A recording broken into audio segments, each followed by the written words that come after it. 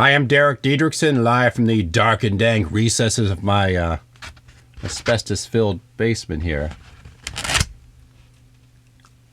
And welcome to yet another electrifying edition of Tiny Yellow House.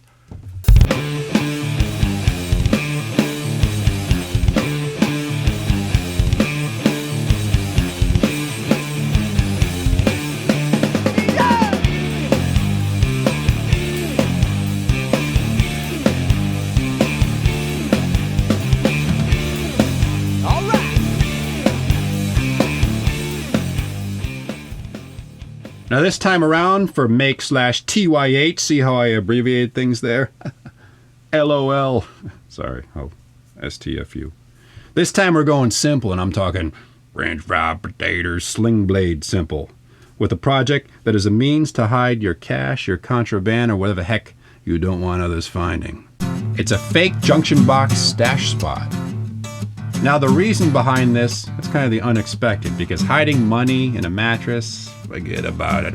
One of those fake cheesy rocks you hide in your garden, you stick a key in, or cash, or your valuables.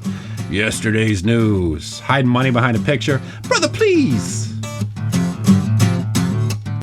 So here's what you're gonna need for this different take on stashing things. It'll cost you about $10. I know $10, you're thinking, yeah, I could buy a lot of Wendy's Baconators with that and a subsequent gurney ride after a lot of defibrillation. But you know, you're planning for your future here, so the $10, well worth the cost, my friend.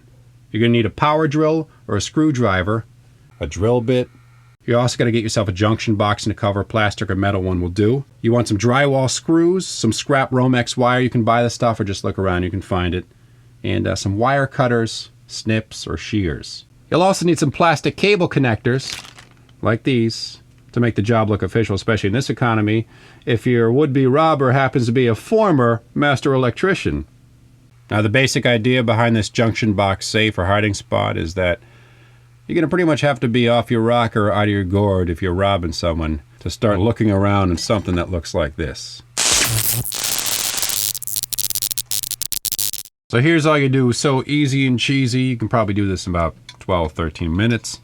Take your junction box, this one I found, salvaged from a dumpster. These little knockout punch outs here, take a few of them out. That's where you're going to be inserting the fake, I repeat, fake non-live wires, just in case. So you take this junction box, take a screw gun or a screwdriver, whatever you have. We're going to attach it to this piece of plywood. Ideally, you're going to want to have your junction box stash set up, or any junction box, if you want it to be believable, up near the floor joist where they normally would be. If you have it sitting here, it's going to seem too obvious. This is just for example's sake. Now here's some of that wire. You can buy it at the store cheap. Buy the foot or in a big spool. Don't buy like 400 feet of it. It's expensive. It's copper. Get yourself some aviation snips, some shears, some heavy-duty wire cutters. Just snip off a couple pieces. You probably want to put 3-4 at least different wires connecting to this junction box to make it look legit. You want it at least 1/3 legit looking. Yeah. Now the next thing we do, now that we've screwed this to the wall, we're going to add these bushings, these clamp connectors in here. You can buy them at any hardware store, any box store for about $2 a bag. You're going to stick a couple of these in this junction box, and that's where you're going to be threading your wires, your fake wires, giving the illusion that this thing is real. That's the whole point. Now if you happen to have a drill bit, what you're going to want to do is one last additional step is drill a couple holes for each wire around the junction box where it's mounted. Take those loose ends, the wires, insert them into the holes, caulk them in place, and the end result is a box that looks like it has wiring that's actually going somewhere, which is kind of the point. Afterwards, we're simply going to put the cover back on the box. One of the screws you're going to tighten, that will serve as a pivot point for the cover. The other you leave loose, so this way you can swing the cover open and shut. You put your cash inside, your valuables and whatnot. That's the great thing about this, because although this particular junction box is small, you can get them in various sizes. So if you want to stick your valued comic books in there, for example, your rare baseball cards. And of course, in this age of, how was I to know that McDonald's coffee was going to be hot? I'm suing you for $12 million. Unless you want a new Kramer-like hairdo, or you have some twisted death wish, or I don't care how many Judas Priest reverse records tell you otherwise.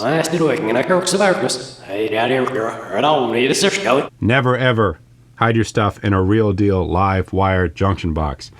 Ain't worth it.